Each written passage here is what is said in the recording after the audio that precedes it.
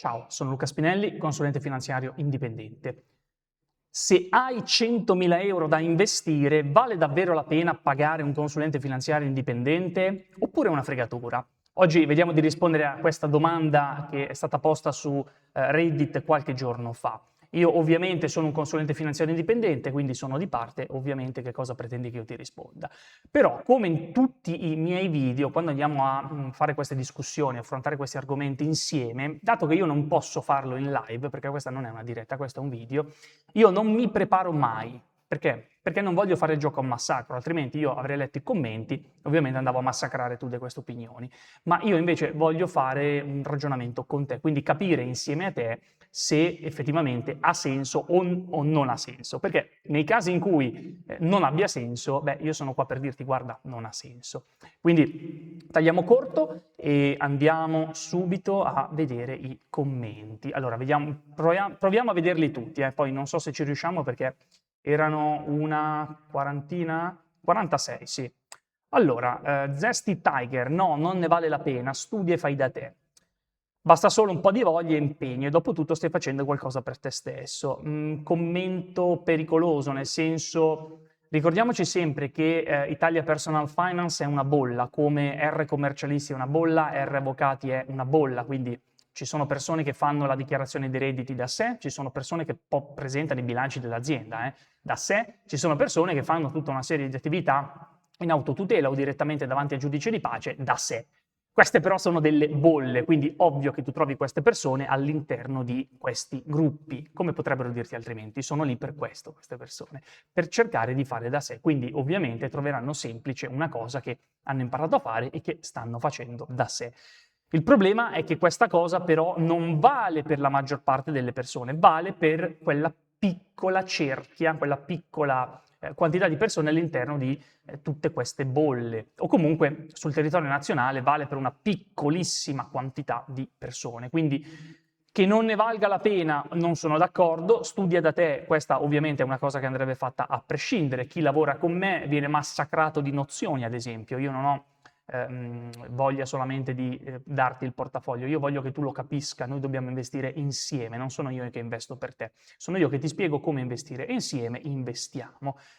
Basta solo un po' di voglia e impegno, non sono d'accordo perché sfortunatamente non esisterebbero tutte persone che studiano per anni la materia, ci sono persone che dopo 50 anni ancora non sono venuti a un dunque, non crediamo che Warren Buffett abbia capito tutto, Warren Buffett sta ancora imparando, lo dice lui, non lo dico io, e dopo tutto stai facendo qualcosa per te. Sì, sono anche d'accordo, certamente, studiare fa sempre comodo, è sempre utile ed è una cosa bellissima per se stessi.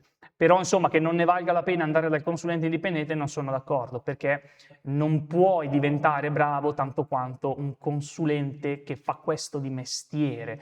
Facciamo un esempio pratico, il chirurgo che ti opera ha delle skill che tu puoi acquisire, ovviamente. Non le acquisisci certamente in una giornata, come non acquisisci le skill per investire da solo in una settimana, ma puoi riuscire a farlo. Sfortunatamente tu non sarai mai bravo come il chirurgo. Perché? Perché il chirurgo non fa altro che quello di mestiere per tutta la sua vita. Quindi se tu fai altro, non puoi investire bene tanto quanto investirebbe un investitore professionale, un investitore professionista, un investitore che fa questo di mestiere. Numero uno, che investe per sé, e numero due, investe per le persone, aiuta le persone a investire. Quindi non posso essere assolutamente d'accordo con questo tipo di commento che, ripeto, è molto molto pericoloso, perché si applica a una percentuale piccolissima della popolazione e Italia Personal Finance è una bolla, che non c'è nulla di male ad essere una bolla, però è una bolla, un gruppo chiuso dove ovvio si trovano questo tipo di risposte. Quindi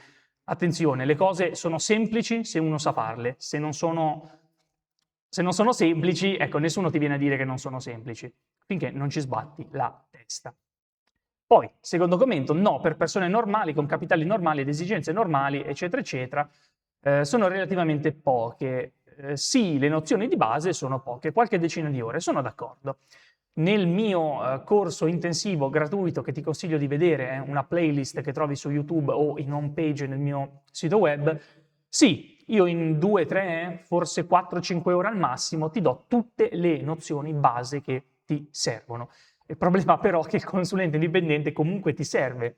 Come tu puoi imparare le nozioni base di medicina, non so, legate a un organo come il cuore, nell'arco di qualche decina di ore, no? Leggi una serie di libri, però è tutto diverso da dire ok, vado, faccio un'operazione al cuore, è assolutamente tutto diverso. Quindi un commento molto pericoloso, però ripeto, non c'è nulla di male. Italia Personal Finance è, ripetiamolo ancora, una bolla. Qui un utente chiede cosa si consiglia per studiare, ok, vengono consigliati alcuni canali, perfetto. Un giorno spero che consiglierete anche il mio. Ok, grazie, va bene. Ok, non so perché dà un voto a questo poverino, ma insomma, vabbè. Allora, cos'altro chiedono? Ma io mi chiedo, se il consulente lavora a percentuale, chi mi vieta di farmi fare un portafoglio da 100k e poi usarlo per 1.000.000? Il fatto che non hai 1.000.000. Ecco, questo è un commento divertente. Allora, intanto, certo, andare dal consulente a millantare un patrimonio più piccolo di quello che tu hai per cercare di pagare di meno, e quanti possono farlo? Cioè, vado dal consulente, fammi un portafoglio per 10 milioni e gli dico che ne ho 100. No, tanto non ce li hai. Quindi non lo so, puoi andare dal consulente a dirgli che hai 50.000 euro anziché 100.000, ma insomma ti esponi a una serie di problemi in cambio di praticamente nulla, perché a livello di costo non è che ti sia cambiato molto, specialmente quando lavori con consulenti che, tipo me, sotto una certa soglia ti chiedono comunque un tot, quindi non è un escamotage, ecco, per cercare di avere uno sconto. Poi comunque ovviamente per carità del cielo non andiamo a fare cose del genere, cioè se tu vieni da me e mi millanti un patrimonio che io percepisco come non veritiero, io magari ti seguo anche, tu magari mi freghi anche per un anno, fra virgolette, però poi tu ti esponi a una serie di problematiche, cioè io il portafoglio l'ho fatto sulla base di magari 100.000 euro, però tu avevi 1.000.000, ma quelli guarda che sono due portafogli completamente diversi. Quindi io ti faccio fare una cosa pensando che ci siano determinate fondamenta, tu pensa quando costruiamo la casa, tu mi dici che il terreno è di un certo tipo, poi però scopriamo che il terreno invece non lo so, è argilloso, è sabbioso, e io poi ti faccio la casa, però la casa mi crolla giù. Però perché? Perché tu mi hai detto che avevi un terreno di un certo tipo e invece scopriamo che non era vero. Quindi questo è un buonissimo modo per avere uno sconto, certamente, ma anche per suicidare il proprio portafoglio. Quindi, per carità del cielo, non andiamo a fare cose del genere per avere 2 euro di sconto. Ecco, insomma, piuttosto negoziamo con il consulente, cioè chiediamogli, senti Luca, ma non riusciamo ad avere una determinata tariffa, una proposta migliore per il primo anno, piuttosto negoziamo come facciamo con le banche, negoziamo sempre alla morte. Poi vediamo dall'altra parte se uno ti può dire sì, no, forse, eccetera. Però ecco, non facciamo queste mosse suicida. Andare a dichiarare il falso, perché tu poi stai dichiarando il falso, è veramente una delle cose peggiori che tu possa fare per te stesso, non per il consulente. Al consulente freghi poco e poi sono tutti problemi tuoi. Quindi fatti questo favore, fatti questa grande cortesia, non fare cose del genere. Andiamo avanti con i commenti. Il fatto che perdi tutte le tutele di legge, ecco, certamente se tu dichiari il falso al consulente, se quel portafoglio esplode, cioè non risponde più alle tue necessità, e quella mica è colpa del consulente, quella è colpa tua che sei andato a dichiarare al consulente il falso. E ovviamente ti esponi a tutta una serie di rotture di scatole, ok? Per non dire che magari vai anche a configurare dei reati. Adesso non voglio metterla giù dura, però io penso al reato di truffa. No, la truffa recita con artifizi e raggiri per ottenere un improprio vantaggio per se stessi. Una cosa di questo tipo recita l'articolo. E quindi non è bello, perché non solo finisci con un portafoglio massacrato che non raggiunge più i tuoi obiettivi, ma addirittura vai a commettere magari uno o più reati, oltre ovviamente, ripeto, come dice l'utente, perdere tutte le tutele di legge, quindi non puoi andare a dire al consulente ah no, ma tu mi hai fatto questo portafoglio che non ha raggiunto l'obiettivo, è colpa tua. No, perché il consulente l'ha costruito sulla base di informazioni false, quindi cosa terribile da fare, attenzione. Poi, non so, il MiFID, ecco, certamente, dichiarazioni mendaci, perfetto, non avrei potuto usare una parola migliore, lo eviterei, ricevere consigli sbagliati, perfetto, quello che dicevo all'inizio. Ok, perfetto, la truffa, perfetto, mi hai letto nel pensiero, devi volerti male, bravissimo, non so se l'ho detto, ma sì, ti devi veramente volere male. Poi, una cosa importante, in effetti, che io non ho detto, ma questo utente ha detto, è che tu comunque mi vai a fare non delle dichiarazioni false solo a voce, ma resta traccia scritta comunque che tu, nel questionario MiFID, che attenzione fa fede a tutti gli effetti di legge, mi hai dichiarato il falso. Quindi non è diciamo una bravata con cui tu ottieni lo sconto, poi sì, vabbè, va male, ma fa niente. No, tu mi vai veramente a lasciare delle tracce scritte di cose gravissime che sei andato a fare. Vediamo cosa commentano. Mi piace molto questa discussione che è uscita. E mi spiace che lo abbiano downvotato, ma effettivamente io confermo. Qua bisognerebbe interpellare un avvocato più che un consulente indipendente, ma io temo che un avvocato ti confermerebbe le stesse cose. Allora, Stefano Grandi, nome e cognome, incredibile. Su Reddit è incredibile trovarli. Allora, il consulente non è mica l'agenzia delle entrate. No, certo, però certamente che devo conoscere ogni asset. Io ho bisogno di sapere se tu hai magari 100.000 euro, però hai alle spalle 15 castelli. Io devo saperlo. E se non sono 15 castelli, ma sono, non lo so, 2 terreni dimenticati in Puglia, o un casolare abbandonato in Sardegna, io devo saperlo, perché questi, se non sono asset produttivi, sono costi, quindi io non ti posso aiutare, io non ti posso dire guarda taglia questi asset, oppure guarda mettiamoli a reddito, facciamoli diventare produttivi. Quindi come faccio ad aiutarti io se tu non mi racconti tutto fino allo spillo, come dice Stefano? E poi certo non siamo l'agenzia delle entrate, a noi non interessa sapere queste cose per finalità fiscali, cioè non è che io vada a dire all'agenzia delle entrate guarda devi pagare le tasse o guarda questo forse non ha pagato le tasse, ma cosa ne so io? E non mi interessa. Però mi interessa sapere tutti i tuoi asset, assolutamente sì, mica no. Stefano, perché? Perché questa cosa? Se guardi questo video magari te lo mando, mi voglio fare del male, fammi sapere cosa ne pensi perché non sono assolutamente d'accordo, è una cosa pericolosissima questa da fare. Poi cosa dici? Puoi avere anche 10 milioni e riservare $500.000 alla consulenza, sono d'accordo, null'altro deve interessare il consulente. Sono d'accordo, ma attenzione, non fraintendiamo, sono d'accordo perché tu puoi portare in gestione, in consulenza personalizzata, la cifra che vuoi. Tu puoi venire da me con 100.000 euro, con 1 milione, 100 milioni, a me non interessa, me lo dici tu quanto vuoi portare in gestione. Ma certo che io devo sapere però come sono composti tutti i tuoi asset, altrimenti io, ripeto, come faccio ad aiutarti se tu vieni da me e mi dici guarda ho 100.000 euro ma alle spalle hai 15 castelli? Io ti faccio un portafoglio che non rispecchia assolutamente la tua situazione personale e che quindi non ti porta a raggiungere i tuoi obiettivi in maniera ottimale. E questa del fallire l'obiettivo è la cosa minore. E io magari ti faccio un portafoglio di un certo tipo e poi però ci arrivano le mazzate di asset che io non sapevo che tu avessi. Quindi tu puoi venire da me con 10 milioni e dire te ne porto in gestione solo 500, io ti dico va benissimo, ma non mi puoi nascondere il restante, come tu non puoi nascondere al chirurgo che ti opera il cuore il fatto di avere, non so, un cancro al polmone sinistro. Non lo puoi fare, viene fuori un disastro.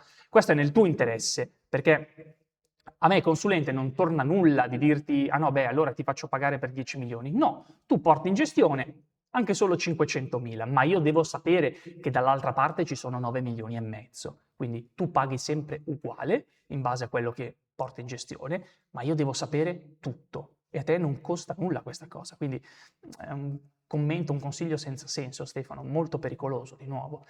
Se vuoi replicare la strategia, ecco, mi sento male, sul resto del patrimonio fare come ti pare. No.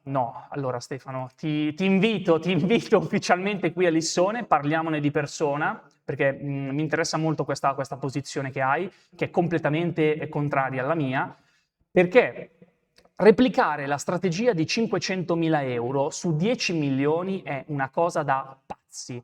Io vado a fare il cammino di Santiago, ok, ma se sono allenato per 100 chilometri non posso poi andare a farne 1000. Cioè, è sempre il solito discorso, io mi preparo per farti raggiungere un obiettivo con un determinato capitale alle spalle, ma se alle spalle ce n'è un altro di capitale, la mia strategia cambia, perché un conto è dire devo andare a fare 100 km, un conto è dire ne devo fare 1000, oppure dire ne devo fare 100, ma in verità me ne bastavano 10. Sono tutte strategie diverse, quindi assolutamente no, e questa è una cosa pericolosissima. Quello che funziona per 500.000 non funziona per 10 milioni magari. Poi magari il 49% delle volte è vero, funziona, ma quel 51% no. Quindi è sempre un discorso di valore atteso. Io non posso dire, vabbè, ma questa cosa, ma sì, va bene per anche un altro tipo di patrimonio. No, assolutamente no. E in quelle volte in cui sì, la risposta è sì, sfortunatamente comunque vuol dire che tu non hai il portafoglio ottimale per quello che tu vorresti fare, perché sono due cifre diverse, fine. Il mio insegnante di storia delle scuole superiori, un tal Casati, se è vivo ancora non lo so, ma lo salutiamo e ti ringrazio perché mi ha insegnato tante cose, mi diceva sempre, non è che lo diceva a me, lo diceva a tutta la classe, diceva sempre, ragazzi, se due parole, lui insegnava italiano e storia, quindi in ambito di italiano, se due parole hanno due significati diversi, possono essere due parole incredibilmente simili, ma non vogliono mai dire esattamente la stessa cosa, altrimenti non sarebbero due parole diverse, ma ci sarebbe solo una parola. Quindi, come diceva il buon professor Casati, se io ho €500.000 è un conto, se ho 10 milioni di euro è un altro conto, altrimenti io sarei andato dal consulente a dire una cosa piuttosto che un'altra. Quindi attenzione, assolutamente no. Quindi abbiamo una risposta, allora non votano ancora, vediamo cosa ha scritto. Mi dispiace, ma io inviterei anche Total Miserable, se vuoi facciamo un incontro a 3 e mi piacerebbe farvi confrontare. Allora, il fatto che perdi tutte le di legge, esatto, ripeto, l'ha già detto, il MiFID, questo andrebbe chiesto a un avvocato perché, ripetiamolo, se tu fai delle dichiarazioni false, il MiFID è un documento che tu firmi, quindi tu firmi il falso, io temo che effettivamente ci siano dei reati che si configurano, evitare di ricevere consigli sbagliati forniti sulla base di informazioni sbagliate. Esattamente, questo è il problema. Lo abbiamo appena detto, mi sono dilungato molto, spero che il messaggio sia passato. Magari configuri la truffa, esatto. Adesso l'ho detto anche io e lo ribadisce anche lui. Perfetto, sono assolutamente d'accordo. Possiamo cortesemente leggere, vabbè. Ok, tutto è diverso, minore, ok. Allora, sono perfettamente d'accordo. Vediamo, secondo me, vabbè, adesso diventa un po' offensivo, questo è un altro utente. Sul MiFID non chiedono quanto hai, sì, lo chiediamo. Dove sono i raggiri? Vabbè, ho già risposto io. Ok, perfetto, lui praticamente ripete di nuovo le stesse cose. Ok, perfetto, c'è qualcuno di buon senso. Ok, sono d'accordo. Andiamo avanti. Allora, è come chiedere nel forum del Leroy Merlin se è meglio chiamare un piastrellista. È ovvio che il piastrellista non serve chiamarlo, ti dicono. Di solito professionisti non guadagnano sulla prevenzione ma sulla cura. Quindi ben venga se il fai da te e ben vengano le parcelle dei consulenti finanziari sui recovery. Questo è molto interessante. Questo è molto interessante perché ti posso dire che adesso tanti, dipende, parliamo di percentuali, lasciamo stare. Una buona percentuale di persone che viene da me, non viene da me perché deve fare il portafoglio per la prima volta, viene da me perché deve mettere mano a un portafoglio che è già stato fatto e che non ha dato risultati. Quindi ovviamente se vai a chiedere, non lo so, a un promotore in banca che magari ti deve vendere un prodotto, non è bello da dire, ma insomma sappiamo un po' come vanno le cose, o se vai da qualcuno che ti ha fatto un portafoglio sulla base di informazioni sbagliate, ovvio che poi quando vai da un altro consulente indipendente, il consulente indipendente comunque i soldi li fa. Perché? Perché ti deve aggiustare questo portafoglio. Solo qual è il problema? Il problema è che tu arrivi con un portafoglio massacrato, quindi hai perso tempo e hai perso soldi. Potevi farlo subito bene il portafoglio. Quindi se Trouble Medium intendeva questo, sono assolutamente d'accordo, perché alla fine come ti rigiri, se uno ha bisogno del consulente avrà sempre bisogno. Quindi i soldi li tiri fuori in un modo o nell'altro, sfortunatamente, cioè così, se io sto male vado dal medico, se ho bisogno di fare una causa vado dall'avvocato, se ho bisogno di gestire un patrimonio e non sono in grado vado dal consulente finanziario indipendente e prima ci vado meglio è, perché tanto poi ci vado comunque, ma ho perso un sacco di soldi e comunque i soldi glieli devo dare. Quindi se questo era quello che Trouble Medium intendeva sono assolutamente d'accordo. Poi c'è un commento, ma di cosa stai parlando? Recovery di che? Beh, io ti posso dire no, che effettivamente ci sono situazioni di recovery e come? Se millanti gli anni di esperienza, normale, basta un portafoglio, vabbè, è una cosa terrificante. Allora, no, non sono assolutamente d'accordo, questo è il bias del sopravvissuto, ecco, cioè una persona che ti dice così è una persona a cui per adesso è andata bene. Quindi ovvio che ti dice è facile, se uno le cose le sa fare, ovvio sono facili. Questo esame è facile, certo, l'ho passato con 100, grazie che ti dico che è facile. Oppure, certo, non so, guidare questa macchina è facile, peccato che hai guidato 10 km, se ne fai 1000 però di schianti. Quindi questi sono tutti bias, sfortunatamente. No, soprattutto per chi parte da zero totale, un mese non basta neanche per leggere i libri, che senza entrare troppo nel tecnico, ma certo, ma va bene, sono anche d'accordo su tutti questi discorsi, ma diciamo, lascia un attimo il tempo che trovano, non ci interessano. Ci sono varie definizioni di preparazione di base, no? Cioè, cosa vuol dire base? Mi leggo un libro, ok, ho la preparazione di base, guardo il corso mio di 2, 3, 5 ore, ho la preparazione di base, oppure guardo 200 ore di corso di professor Coletti, endorsement positivo per lui, ok, ho acquisito le informazioni di base, però ecco, vedi, cioè un conto è leggere un libro, un conto un video di 5 ore, un conto un video, una playlist di 200 ore, quindi vabbè, qua stiamo parlando un attimo di cosa vuol dire di base, ma non ci interessa. Per 100k ovviamente no, vabbè, qua mi piacerebbe una motivazione, ma io non sono d'accordo. E il nostro original poster commenta, vedete, avete tutti ragione, ma per chi come me non ha dimestichezza, ecco esattamente il punto, specialmente con questo testacoda dove guerre nascono, esattamente i punti e le virgole, vedi, quando va tutto dritto, cioè noi stiamo vedendo una generazione che per 10 anni ha vissuto praticamente solo bull market, a parte il Covid, ma già il Covid sono 10 anni, crisi 2008, riassorbita nel 2010, fino al 2020, no problem. 10 anni di bull market, quindi questo è un brutto bias che si è formato, perché? Perché una enorme quantità di persone, di giovani che hanno cominciato a investire, giovani che frequentano questo subreddit in particolare, non hanno mai vissuto veramente delle crisi brutte, cioè la guerra nessuno l'ha veramente vissuta in casa, non l'ho vissuta in casa neanche io, per carità.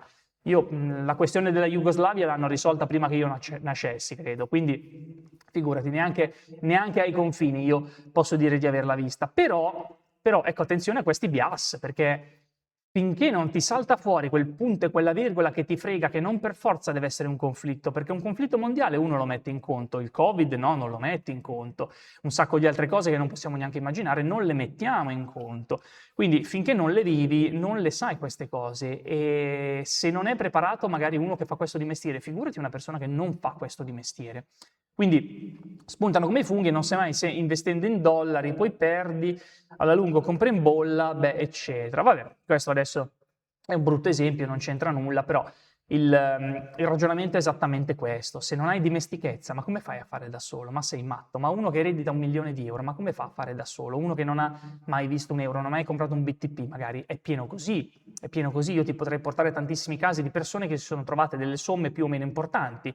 E poi importante cosa vuol dire? Ma sono 10.000 euro, sono importanti per alcuni, quindi come fai? Come fai a investirli da solo? Segui un corso, ma tu che ne sai che il corso che hai seguito era veramente buono, ma tu come fai a sapere che il corso di X era veramente il migliore? Che poi è così, ma come fai a saperlo prima? Quindi non metti a rischio dei soldi così, sulla base di cose che hai letto. Li affidi piuttosto a una persona che con i soldi ci lavora e che prima ha rischiato i propri. Questa è una grande cosa che io vorrei dire: vi prego, affidate sempre i soldi a chi in primis investe quei propri soldi, cioè brutta cosa da dire, ma massacro la mia stessa categoria. Andare da un consulente indipendente che non ha mai investito un euro proprio e vive di lavoro di consulenza, non è che non ha senso, ma è pericoloso, perché non ha mai vissuto queste crisi, non ha mai vissuto quello che va a predicare con soldi propri, quindi è molto pericoloso. Quindi anche nel momento in cui ti rivolgi a un consulente finanziario indipendente, quindi tu figurati a rivolgerti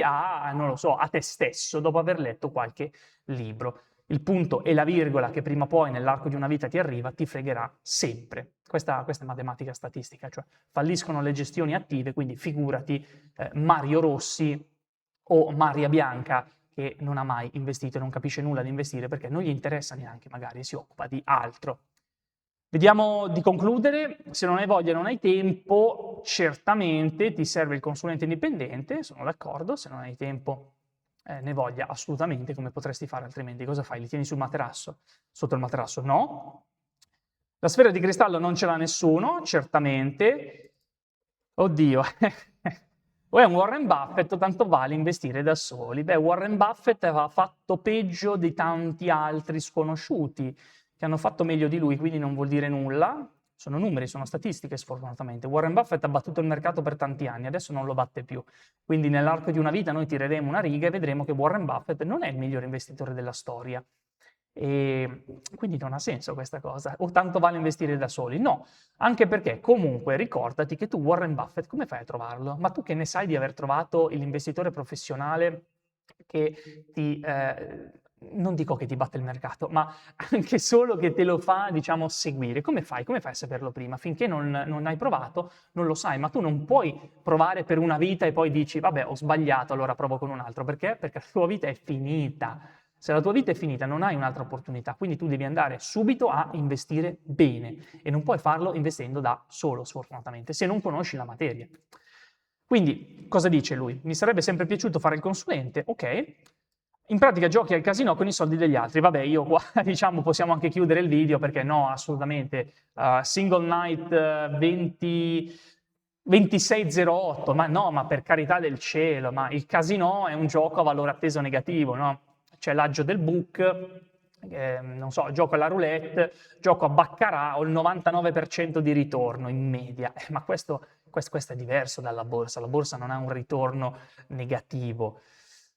Certo, dipende se fai gestione attiva o se fai gestione passiva. Se fai gestione attiva, certo, è un po' come andare a giocare al casino. Poi però attenzione, ci sono gestioni attive e gestioni attive, per carità. Ci sono gestioni attive che usano strumenti passivi, quindi sono di fatto delle gestioni passive, però entriamo un attimo troppo nel dettaglio. Quindi non sono assolutamente d'accordo, questa è un'affermazione che non ha alcun senso logico. Ok, vedo che c'è stato un downvote, quindi bene, meno male, ogni tanto i downvote vengono utilizzati in maniera buona, è una cosa terrificante da scrivere, vuol dire non aver sfortunatamente capito assolutamente nulla della materia di cui si sta parlando.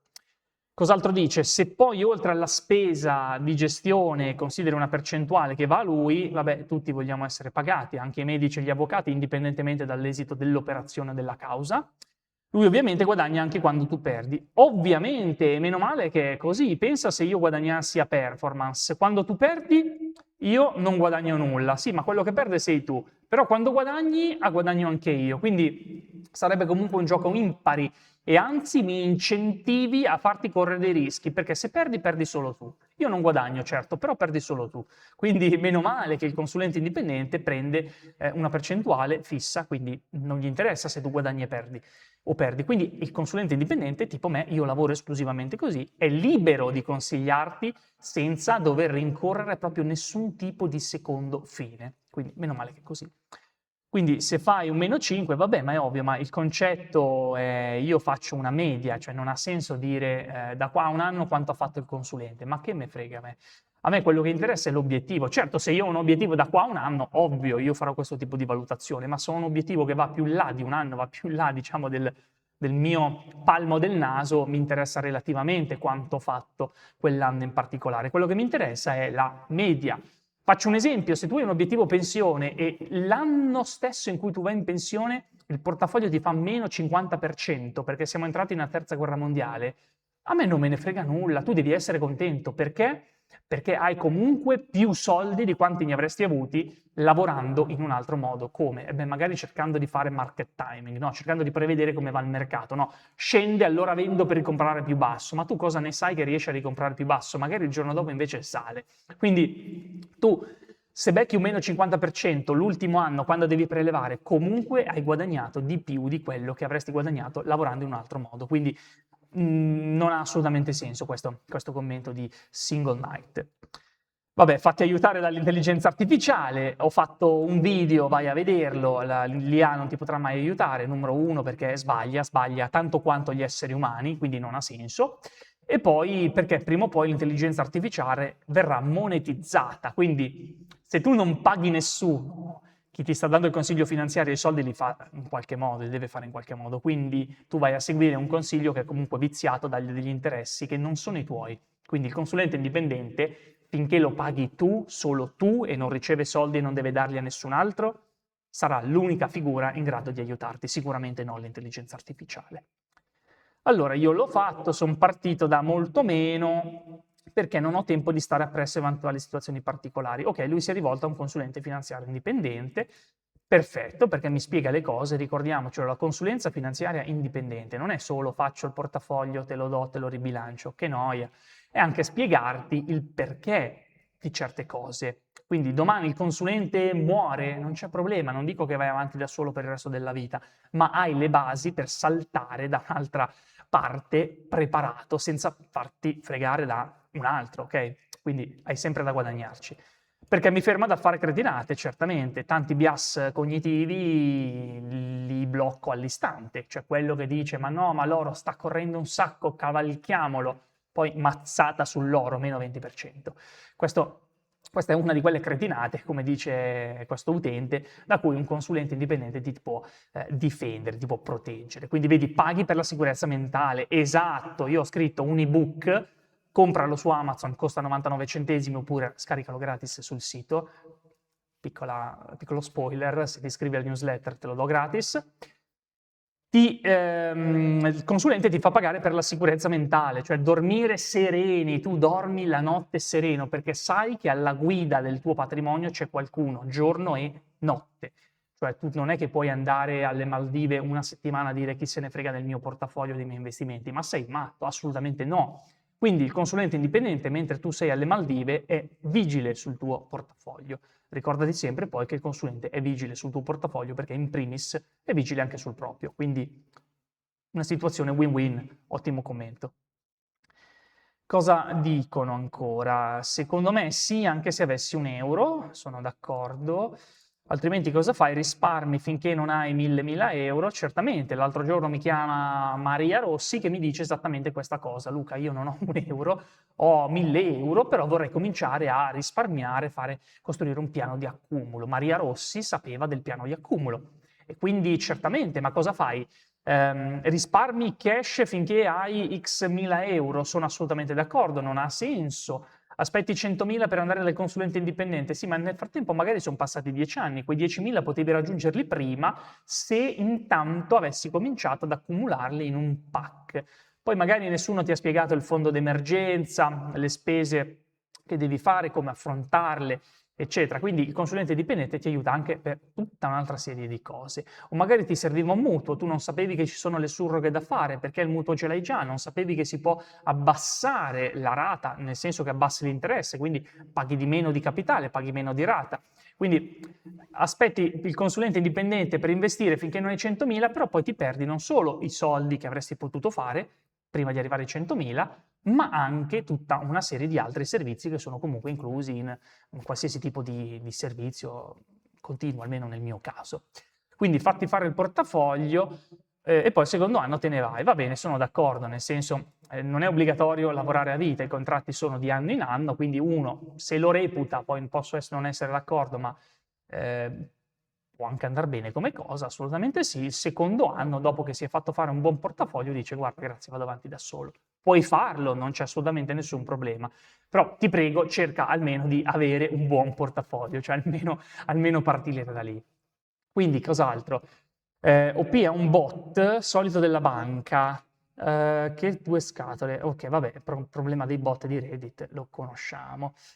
Va bene, vabbè, commento, credo di aver praticamente risposto anche io. €1, ci sono tanti altri servizi, non c'è solo la gestione di portafoglio inclusa nella gestione stessa, e comunque un consulente indipendente ti aiuta ad arrivare a quei 100.000, altrimenti non ha senso aspettare.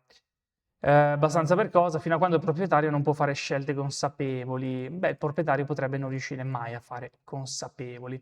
Il delegare raramente funziona, sì, finché non hanno creato l'albo dei consulenti finanziari indipendenti.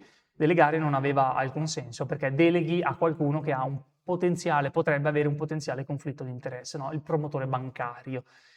Adesso non più, fortunatamente, da qualche anno, quindi commento abbastanza, diciamo, vecchio da aggiornarsi. Se hai 10.000, certo che chiami il consulente, 10.000 euro sono già sufficienti, perché il consulente ti fa fare il fondo d'emergenza, numero 1, tanti non ce l'hanno proprio, e poi ti fa cominciare ad accumulare su un portafoglio ben fatto. Vabbè, qui litigano un attimino, a noi interessa relativamente. Anche lui il portafoglio gliel'ha fatto fare, però poi ha salutato il consulente il secondo anno praticamente, credo di capire. E vabbè, massacrato di downvote. Ok, allora, diciamo che mi è piaciuta molto come discussione, ci sono ovviamente fiumi di bias cognitivi, ma semplicemente perché Italia Personal Finance è una bolla, quindi è ovvio che l'oste ti dica che il vino è buono. Perché? Perché dovresti rivolgerti a qualcuno? Ma fai da te, come ho fatto io, no, io utente di Italia Personal Finance, e mi sono sempre trovato bene. Certo, però sei tu, non sei la maggior parte delle persone, e sarai tu finché non ti capiterà nell'arco di una vita, che è molto lunga, quel famoso punto e quella virgola che ti fregherà. Quindi, se tu la pensi diversamente, dimmelo, vieni a trovarmi, ne parliamo di persona. E se invece hai anche solo €1, come diceva un utente, io assolutamente sì, ti dico parla almeno parlare con un consulente finanziario indipendente e poi fai almeno un anno insieme di gestione di portafoglio e quantomeno, se non vuoi più andare avanti per un discorso di convenienza economica, è ovvio, se hai €1 puoi solo spendere soldi, ma comunque ne esci in ogni caso arricchito, e se poi non hai €1, ma ecco ne hai 100.000 come era il nostro incipit, ha senso, e come? Ha assolutamente senso, sì. Al di là dei rendimenti che tu avrai da lì a un anno, perché quello che tu devi fare è investire per tutta la vita. Poi i soldi puoi anche spenderli tutti perché vuoi comprare una casa cash, non c'è problema, però intanto ecco, all'obiettivo casa tu ci devi arrivare. E come ci arrivi senza un consulente finanziario indipendente? Forse bene, forse male, più probabilmente male, perché ti capiterà, lo dico per la milionesima volta, quel famoso punto e quella famosa virgola che tu non hai visto, si chiamano imprevisti perché non li puoi prevedere, che ti fregheranno. Il consulente indipendente invece è qui per questo, per metterti un cuscino quando stai cadendo di testa. Quindi io ti ringrazio, come al solito like, iscriviti, commenta e noi ci vediamo al prossimo video. Ciao!